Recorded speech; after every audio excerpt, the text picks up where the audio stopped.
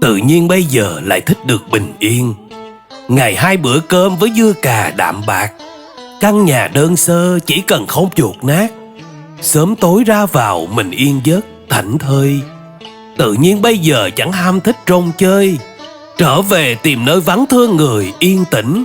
Một tách trà thơm tập lắng lòng an tịnh. Học cách bỏ buông những ảo mộng đời thường. Tự nhiên bây giờ chuyện ai ghét ai thương. Kẻ ở người đi hiểu rằng do duyên phận. Đời có dài lâu để hờn ghen buồn giận.